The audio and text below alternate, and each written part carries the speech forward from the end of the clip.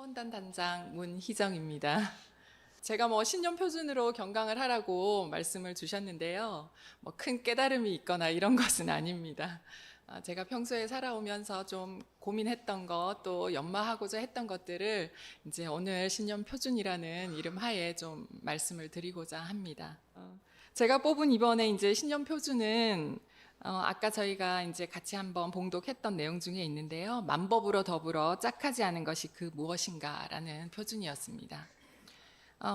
제가 이제 경험상 평소 생활하면서 이제 그 주에 이제 이렇게 마음이 좀 요란했거나 경계를 당했거나 또 혼란스러운 일이 있을 땐 이상하게 교무님이 그 주 법회 때 법회를 설명을 이제 설법을 해주시면 딱 제 마음을 들여다본 듯이 그 법문으로 어떤 말씀을 딱 해주시는 거예요. 그래서 저는 그런 경우를 굉장히 여러 번 겪었는데, 이번에 뽑은 표준도 저에게 어떤 그런 이제 생각하라는 의미가 있지 않을까, 이렇게 이제 생각을 좀 해봤는데요.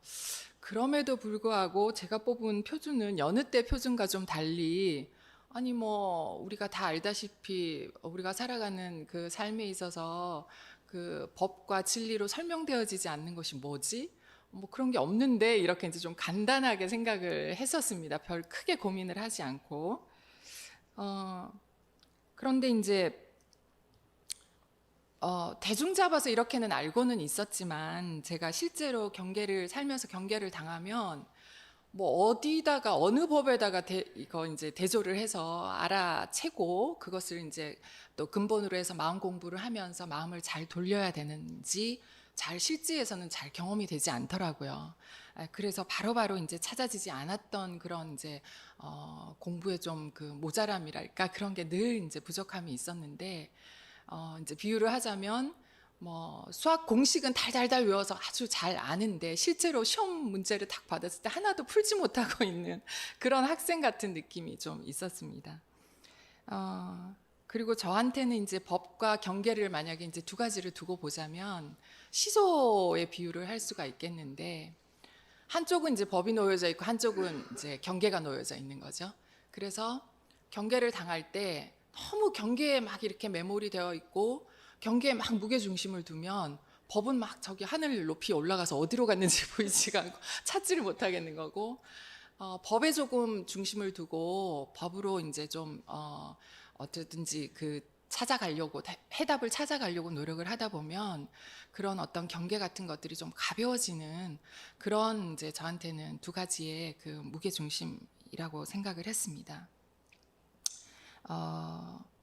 근데 이제 어떤 일을 지나고 나면 항상 후회를 하죠.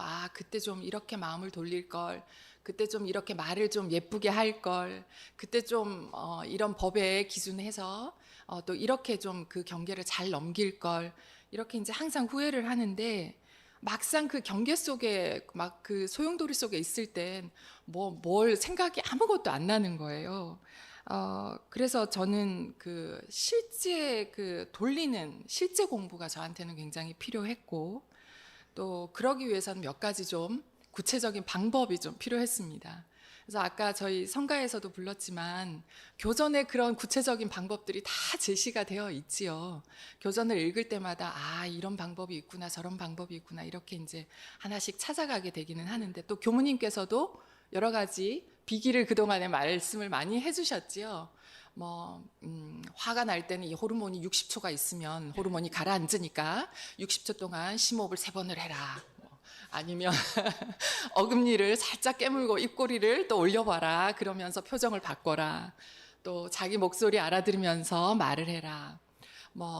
다양한 말씀을 해주셨어요. 비법을. 그리고 이제 최근에는 꽃향기 맡으면서 들숨에 감사호흡을 하고 감탄하면서 날숨에 내뱉어라. 이런 이제 비법까지 말씀을 해주셨는데, 제가 이제 습관이 잘 안 들어서인지는 잘 모르겠습니다.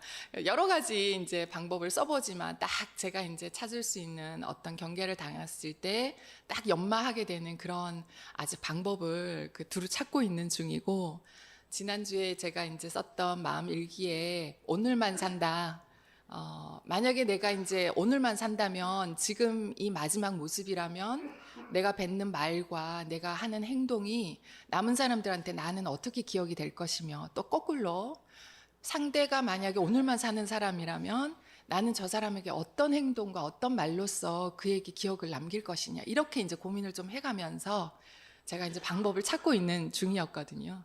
근데 그렇게 이제 좀 연말을 자꾸 하다 보니까 이제 교무님이 주신, 이제 최근에 주신 비법, 그 꽃향기 맡으면서 감사 호흡하기, 그거를 이제 아침 자선 전에 이제 제가 3번으로 호흡을 하고 시작을 하는데요.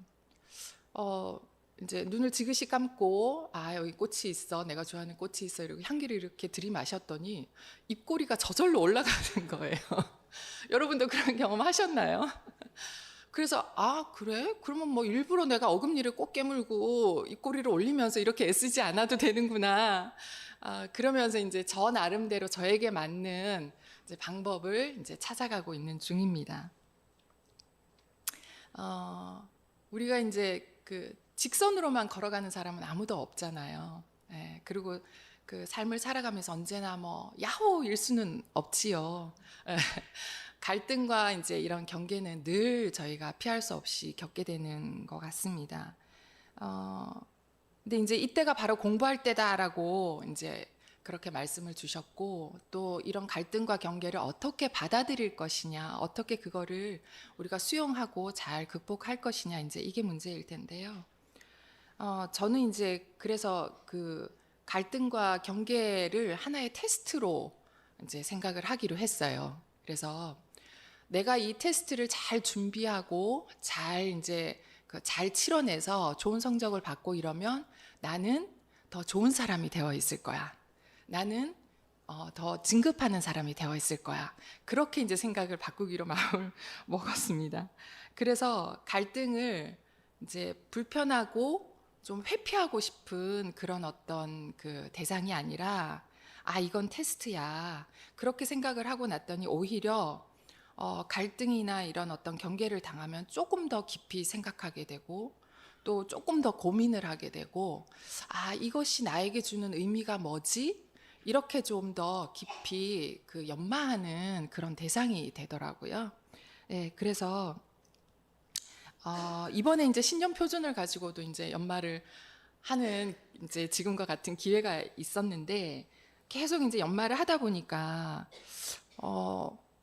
일상에서 겪게 되는 전혀 상관이 없는 만법으로 더불어 통하지 않는 것이 뭐가 있나, 이렇게 이제 이걸 갖고 계속 연말을 하다 보니까 일상에서 벌어지는 소소한 이와 관련이 없을 것 같은 일들이 계속 이 법으로 거쳐서 이제 하나로, 뭔가 본질적인 하나로 자꾸 모아지는 것 같은 그런 경험을 하게 됐거든요. 그러면서 문득, 아, 만법이라는 게 결국 한 법이구나, 이런 이제 좀 그 생각을 하게 됐습니다.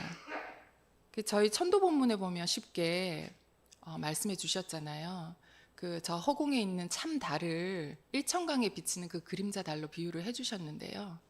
아, 이제 우리가 자성을 찾아가는 이 한 법, 그 진리를 찾으려고 하는, 진리를 찾아가는 이 한 법이 결국 우리가 다양한 삶 속에서 여러 가지, 천만 가지, 만만 가지의 형태로 그렇게 나타나고 그렇게 이제 표현되는 것이 아닌가, 이런 생각이 들었고, 이제 이 법을 저희가 이제 알기 위해서 노력하고 또 깨친다면, 이 한 법을 가지고 마음의 자유를 얻는 어떤 이 법이 진짜의 이제 비법이 될 테이고, 또 우리가 깨달음으로, 우리를 깨달음으로 이끄는 그런 비법이 되지 않을까, 이런 생각을 했습니다.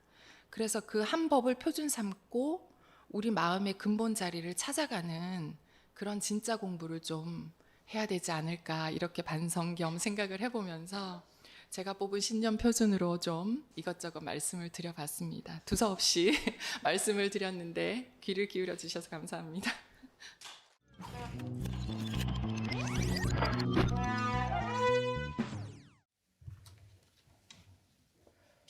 안녕하세요. 사단의 최도연입니다. 저는 그동안 남편과 아들만 바라보며 살았습니다. 특별한 취미도 없이 가정생활에 조금도 소홀하지 않도록 노력하며 남편과 아들을 전부로 알고 살았습니다. 원불교를 다니면서도 가족들이 여행 가자고 하면 법회에 빠지고 아들네가 주말에 와서 지날 때도 응당 법회에 빠지고 오직 내 가족의 단란한 행복을 전부로 알고 살았습니다. 그렇게 의지하며 항상 내 곁을 지켜줄 것만 같았던 남편이 제 곁을 떠났습니다. 남편 나이 78세. 주변에서는 그렇게 빠른 사별이 아니라고 말들 하지만 자상했던 남편에게만 의지하고 아무런 자력 없이 살았던 저에게는 너무도 큰 아픔이었습니다. 그래도 여러 교도님들과 교무님의 따뜻한 위로와 사랑으로 조금씩 이겨나가고 있습니다. 남편은 제 신앙생활을 적극적으로 도와줬지만 본인은 정작 원불교 법공부를 못하고 떠난 것이 너무도 안타깝고 아쉽습니다. 텅 비어버릴 것만 같은 집에 천도 독경 테이프를 24시간 틀어놓고 기도하는 마음으로 들으니 많은 위로가 되고 이제는 마음의 안정도 되어 나아갈 방향로가 밝아지고 있습니다. 생은 사의 근본이요.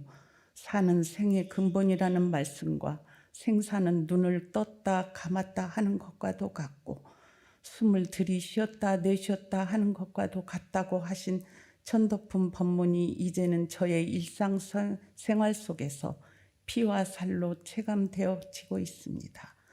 가까이에 사는 제 여동생이 저를 염려해서 주말 빼고는 거의 저와 함께 지내고 있습니다. 제 동생이 독경 테이프를 듣더니 성주를 외우고 있더군요. 영천영지 영보장생 만세멸도 상동로 거래각도 무궁화 보보일체 대성경. 사실 제 동생은 교회에 다니고 있습니다.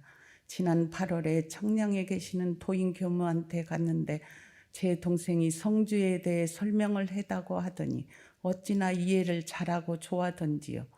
도인교무님이 동생한테 그러더군요.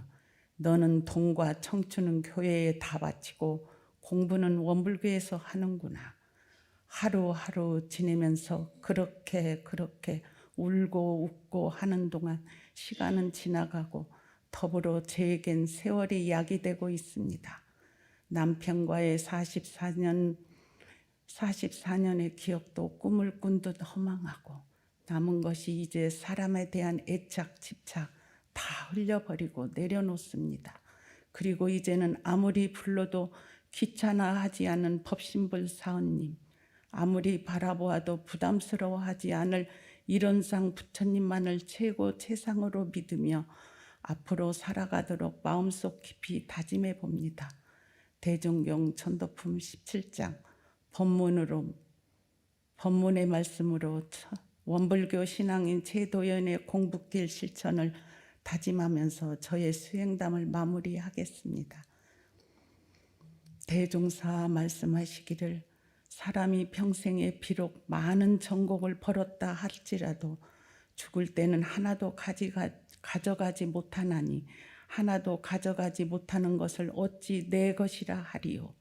영원히 나의 소유를 만들기로 하면 생전에 어느 방면이든지 남을 위하여 노력과 보시를 많이 하되 상에 주함이 없는 보시로서 무르에 복덕을 쌓아야 할 것이요. 참으로 영원한 나의 소유는 정법에 대한 서원과 그것을 수행한 마음의 힘이니 서원과 마음 공부에 끊임없는 공을 쌓아야 한없는 세상의 회복의 주인공이 되나니라. 감사합니다.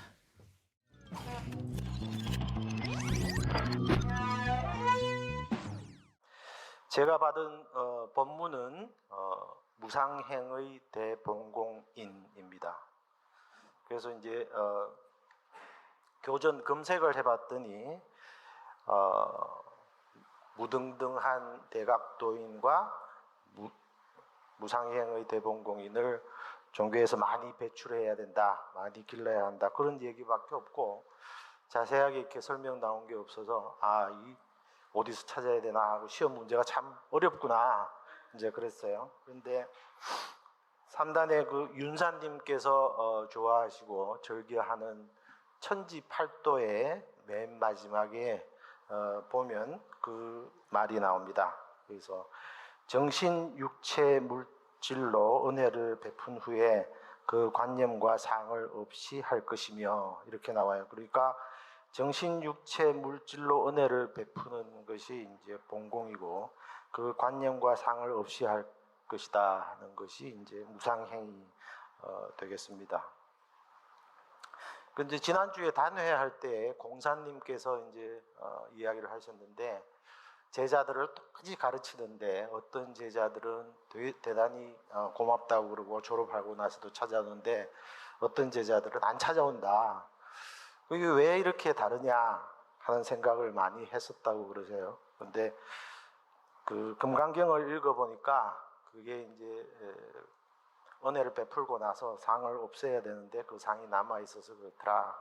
그런 얘기를 하셨어요. 그래서 베풀었다는 그 상을 없애야 마음이 이제 편안하다.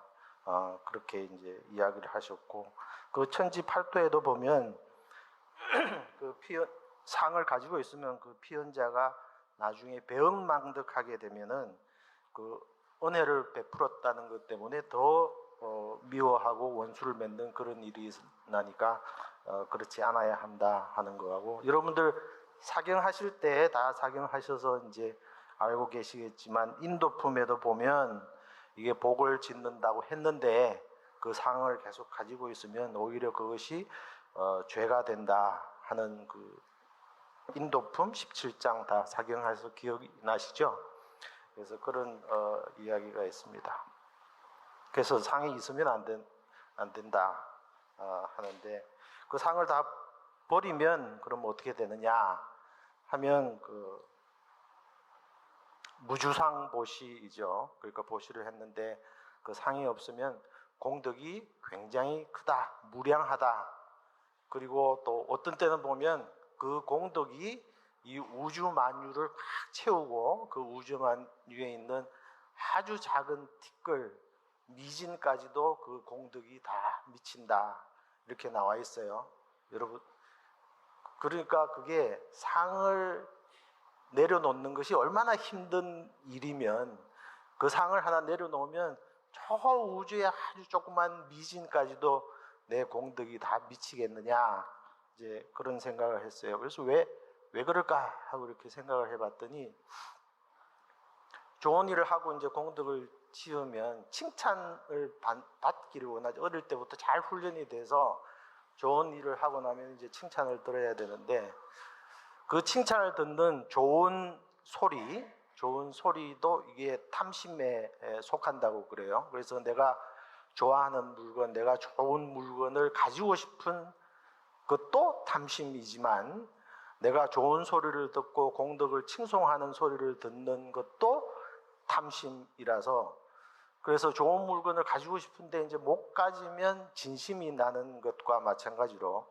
그런 칭송을 하는 소리를 들어야 되는데 이제 못 들으면 진심이 이제 나고 근데 그것이 이제 은혜를 베푸는 것이 상을 내려놓고 있지 않으면 나중에 이제 죄복이 될 수도 있다는 것을 모르면 그게 치심이죠. 어리석어서 이제 그렇다. 그게 굉장히 이제 어려운 것이구나 이제 하는 공부를 했고 그런데 이게 그렇게 하려면 훈련을 많이 해야 될 것 같은데 이게 훈련편에 적혀 있는 것이 아니고 왜 이 천지은의 파트에 이 설명이 나오느냐 하고 이제 생각을 해봤더니 그 위에 이제 나옵니다.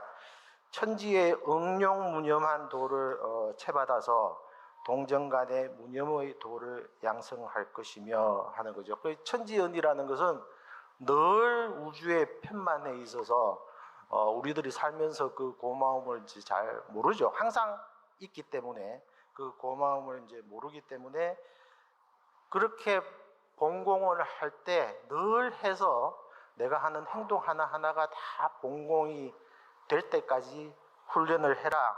이제 그렇게 이야기를 하신 것 같아요. 그러니까 이것도 참 대단히 이제 어려운 일이죠. 그래서 그렇게 이제 되려면 이제 훈련을 열심히 해야 되는데 하타원 교감 교무님께서 그 훈련하는 방법을 연불을 가지고 말씀을 해주시는데 연불은 소리선이다. 연불을 일심으로 하면 연불하는 나는 사라지고 연불 소리만 남는다. 이 대각전에 이 우주에 연불 소리만 가득 찼구나. 이렇게 이제 훈련하는 방법을 말씀해 주셨어요. 그러니까 이거 그대로 따라하면 본공을 일심으로 하면 본공하는 나는 사라지고 본공하는 것만 남는다. 근데 어디 남느냐 하면 이 대각전에 본공으로 가득 차고 그리고 이 우주에 내가 본공한 것이 다 차서 저 미진에까지 그 언덕이 찬다. 이제 그렇게 될 것 같습니다. 그런데 그 이야기가 대산종사님 이제 본문에 나오시는데 어떻게 나와 있느냐면 상이 떨어진 행이라야 천지 같은 무위자연 행이 될 것이요 부처님 같은 대무상행이 나타날 것이다. 그러므로 금강경에 이르시되 일체상이 떠난 것이 곧 부처이다. 이렇게 읽고 보니까 상이 떨어지면 곧 부처가 된다 하는 이야기를 하셨어요. 그러면은 이게 무상행의 대본공인을 볼 때 뭐를 주로 삼고 뭐를 종으로 삼을 것이냐 이렇게 생각을 해보면 이 대산종사님 말씀을 보면 무상행이 되면 자연스럽게 대본공인이 되는 것이 이제 따라 나오죠. 금강경에도 부처님이 구족상을 가졌기 때문에 무성정등적각을 얻으신 게 아니라 안욕따라 삼맥 삼보리심을 얻었기 때문에 구족상이 따라온 것이다. 이제 그렇게 해석을 하자면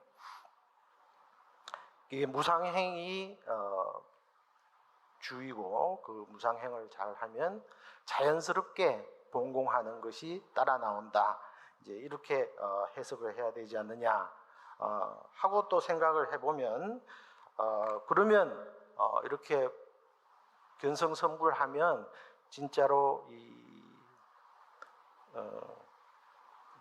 본공하는 것이 그냥 따라 나오느냐 하면 왜냐하면 이제 아상이 이제 다 떨어지거나 상이 다 떨어지면 아상, 인상, 중세상, 수장상이 다 떨어지면 이제 무아, 무불아라고 그랬었으니까 내가 없으면 내가 아닌 게 하나도 없죠. 그러니까 이 우주 만유에 있는 모든 것이 다 내가 되니까 나와 남이 이제 없어지니까 이제 굉장히 동체 대비심이 생기게 되죠. 그렇게 해서 그러면 동체 대비심이 생기고 이 시방삼계의 모든 만유가 다 오가의 소유가 되면 자연스럽게 이 자비심이 이제 생기게 되죠. 그러면 이제 본공이 자연스럽게 될 것이다 하는 생각을 했고요.